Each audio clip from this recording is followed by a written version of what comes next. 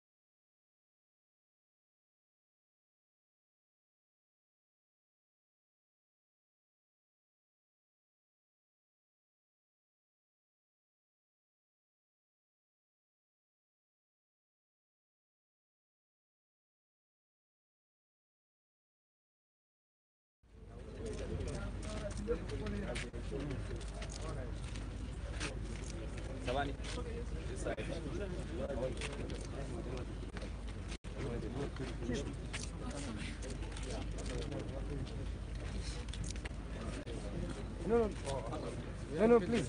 Yeah.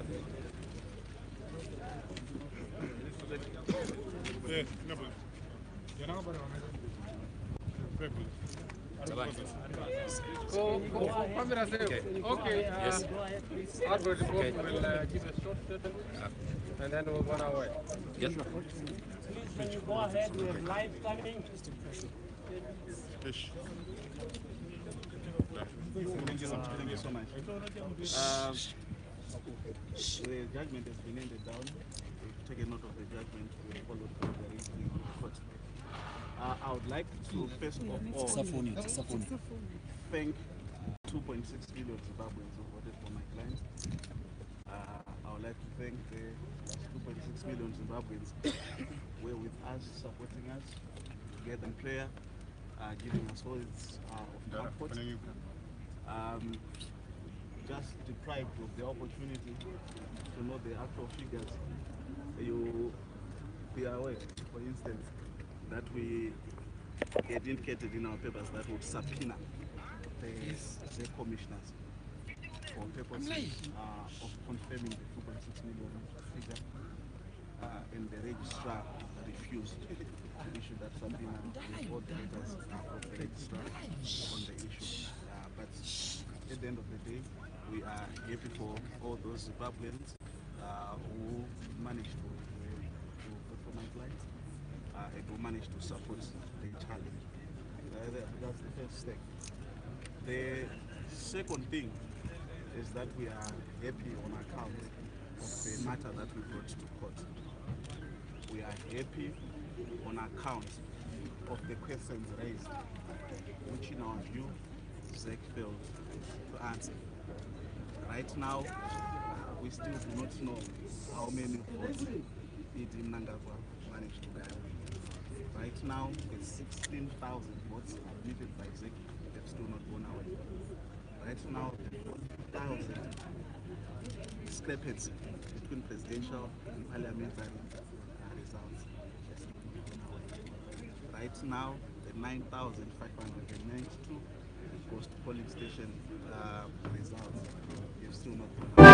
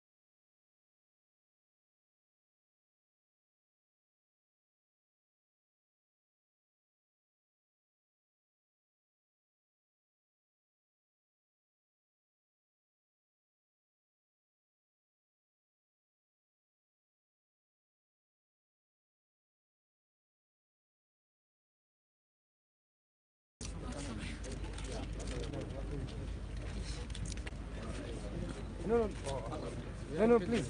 Yeah.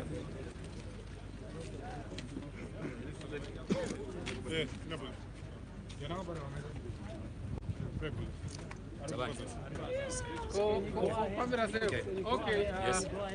Albert will give a short statement, and then we'll go on our way. Yes. Please, when you go ahead, we have live coming. Thank you so much. The judgment has been handed down. We've taken note of the judgment. We've followed the reasoning of the court. I would like to first of all thank 2.6 million Zimbabweans who voted for my client.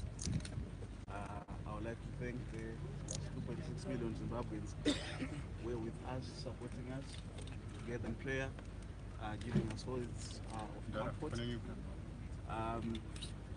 Just deprived of the opportunity to know the actual figures. You be aware, for instance, that we had indicated in our papers that would subpoena the commissioners for purposes of confirming the 2.6 million figure, and the registrar refused to issue that subpoena with all the letters of the registrar on the issue. But at the end of the day, we are happy for all those Zimbabweans who managed to vote for my client and who managed to support the challenge. That's the first step. The second thing is that we are happy on account of the matter that we brought to court. We are happy on account of the questions raised, which in our view, Zach failed to answer. Right now, we still do not know how many votes did Mnangagwa manage to gather. Right now, it's 16,000 votes admitted by Zach have still not gone away. Right now, the 40,000 discrepancy between presidential and parliamentary results has still not gone away. Right now, the 9,592 post polling station results have still not gone away. So we are happy on account of what we brought. We are happy because of the work that we did on this week. We have noted the judgment of the court and we have noted that was a good thing. So ultimately, the court having spoken, the good thing is also that the people followed through the proceedings. They are entitled by law to come up with their own conclusions. But there is a serious legitimacy issue.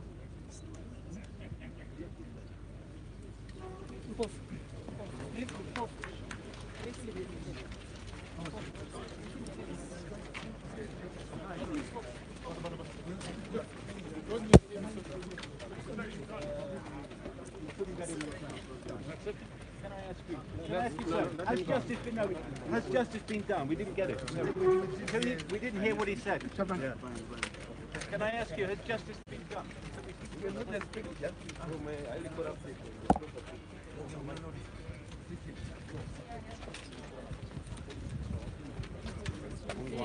Come with the chair.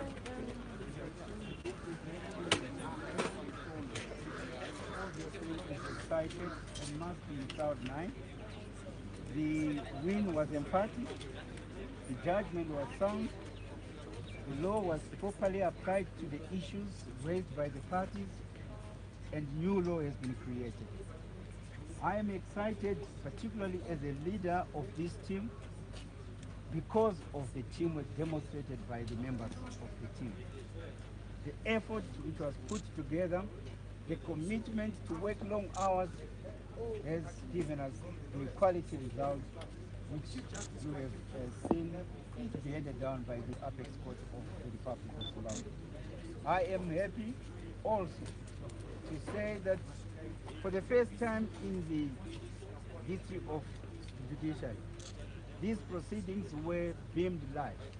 Every citizen of Zimbabwe, wherever he or she could have been, was allowed access to the proceedings in the Apex Court. I emphasize we are happy. It is a good result. It is a result which accords with fairness, proper application of the law, and we are proud to have put up this detailed approach in our preparations for the case. I thank you. Your name, your full name, sir? Kenan Dube of Dube Manikai and Waja, the lead attorney in the team which represented the first responder.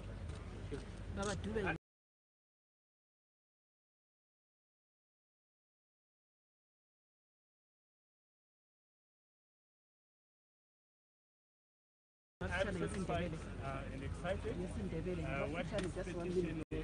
The effort which was put Noted the judgment of the court.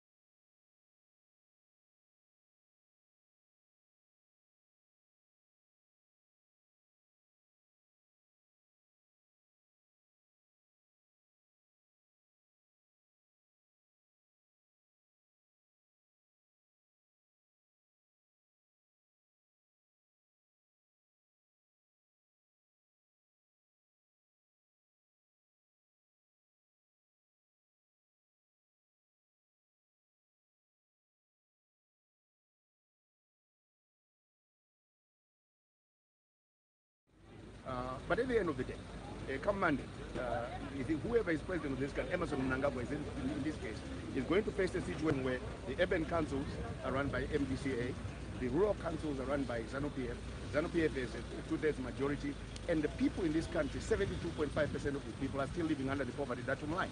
We will still have 90% unemployment. We will still have some very, very critical problems that require us as a nation to come together to solve them. So, going forward, it really depends on what Emerson Mnangagwa is going to do. What kind of signals is he going to send out to the people? And then we'll go from there.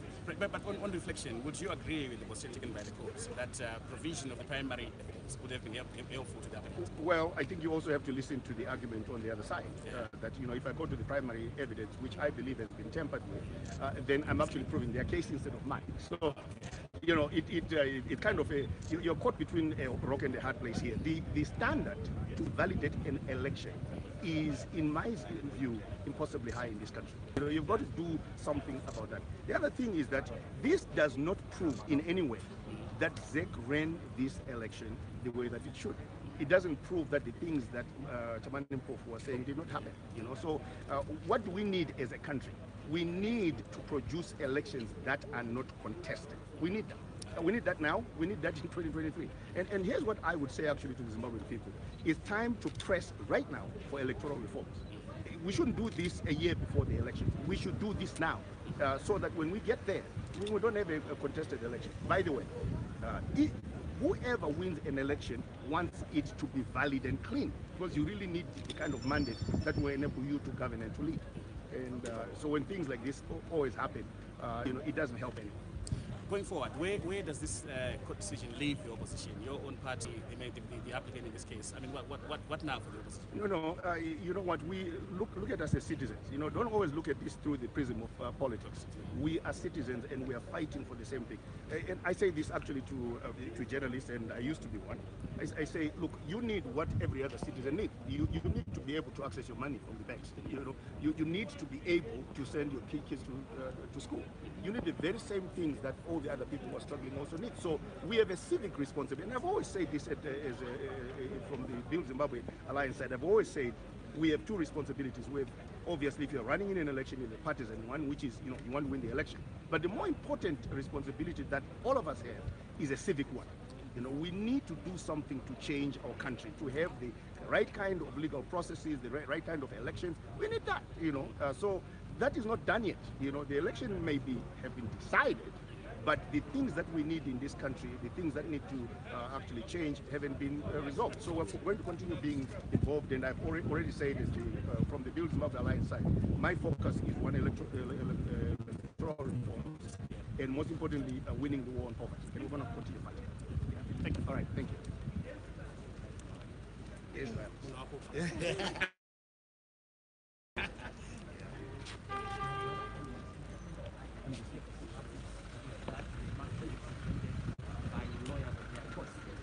The legal team that came from South Africa, we are not plucked from the air.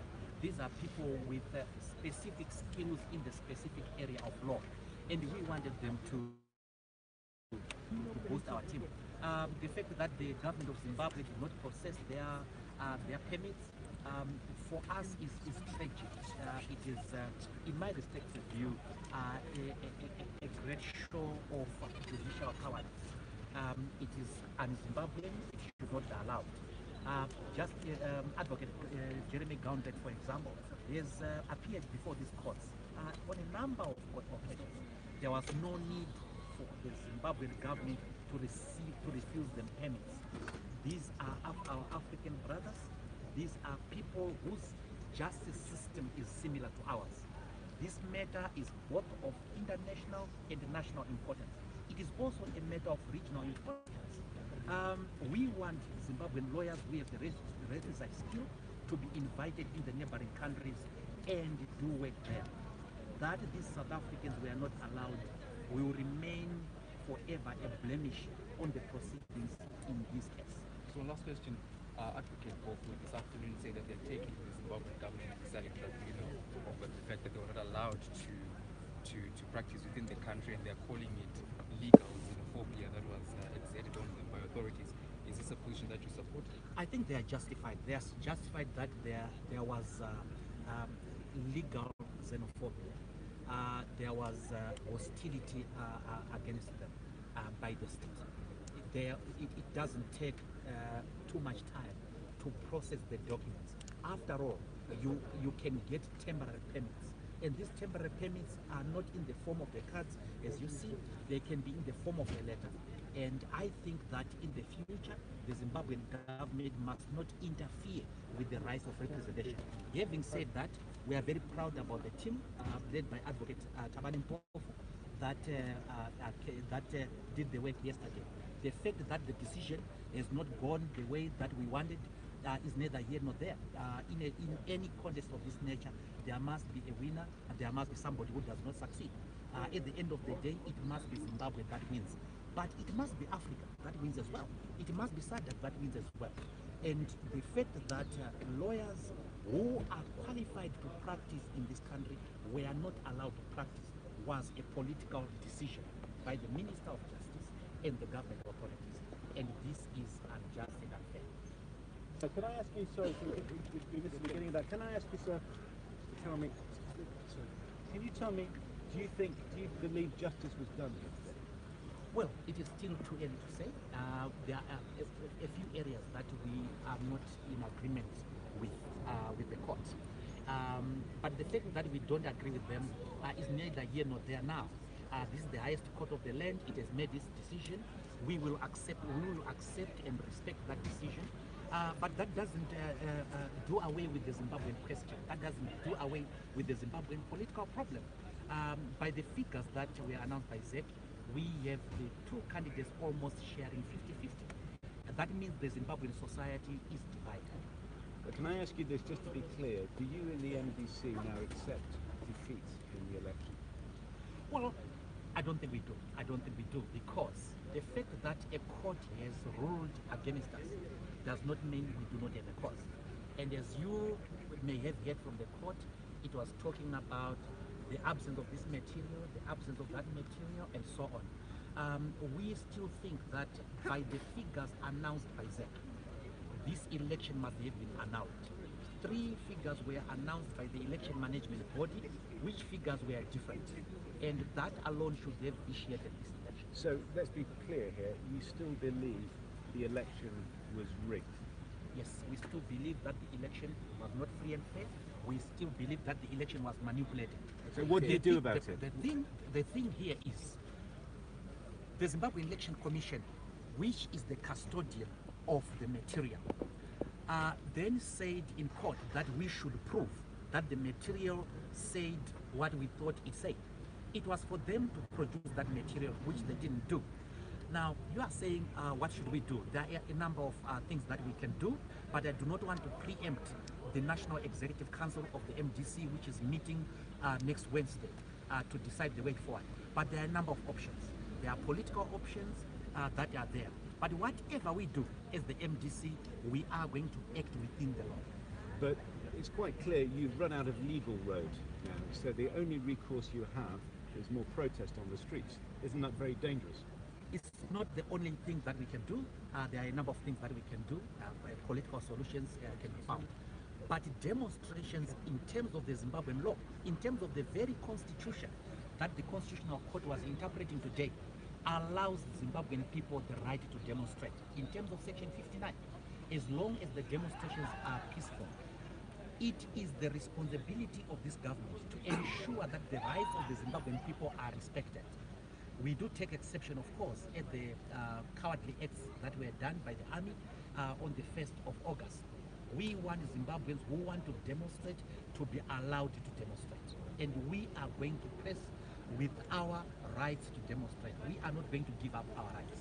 But there's nothing you can do to stop Mr. Menangagwa being sworn in as president on Sunday? No, there's nothing that we can do now. The legal route is closed now because the Constitutional Court has ruled. And we will respect that. Thank you.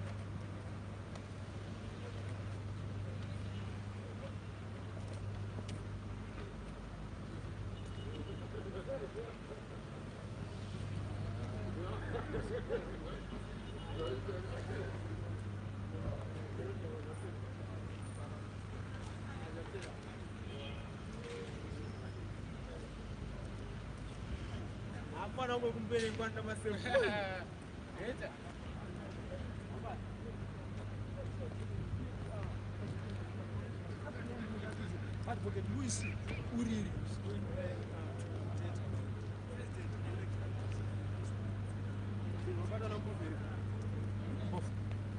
Bof. Tabat. Mobadam. Ajibul. Atin.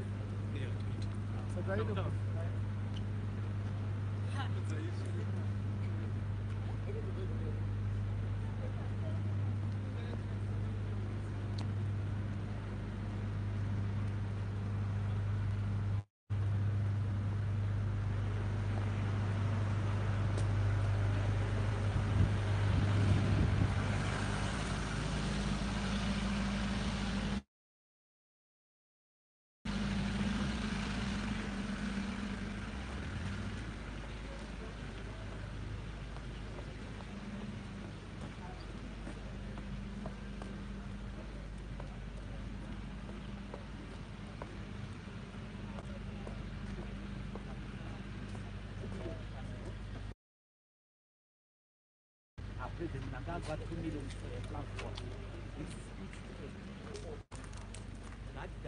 That means therefore that the political issue still remains, and therefore a number of solutions have to be found. And there are political solutions, there are a lot of solutions that can be found. But I want to reiterate that on behalf of the MDC, we are going to act within the law. Whatever we are going to do, we are going to do these things within the law. We are going to convene, the National Council of the 29 of our constitution.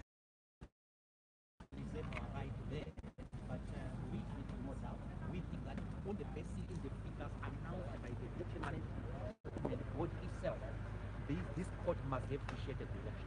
Okay, now also the MDC alliance, this is an alliance, right, with different parties.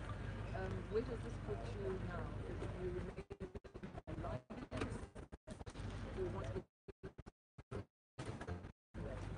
for PEP and the election ended today, what will happen is that the alliance partners will meet to decide the future of the alliance.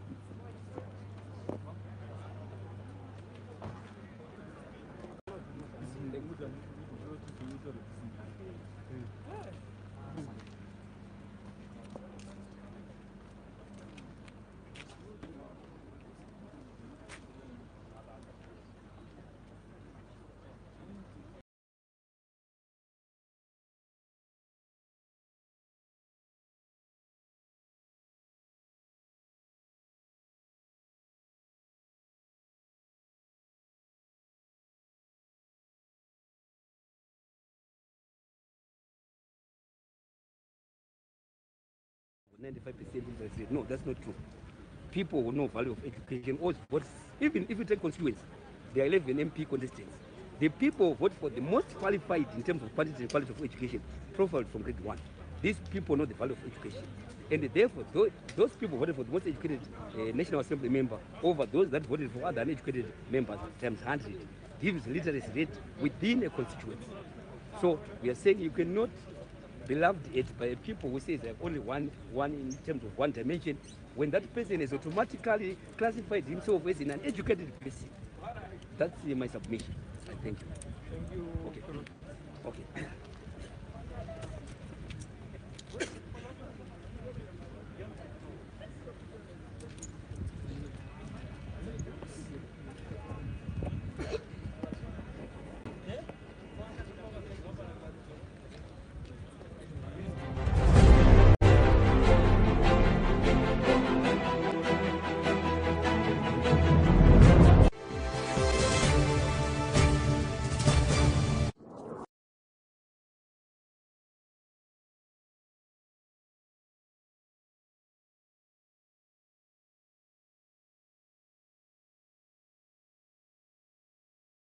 Of the court decision, claiming to say that God and the people are going to refuse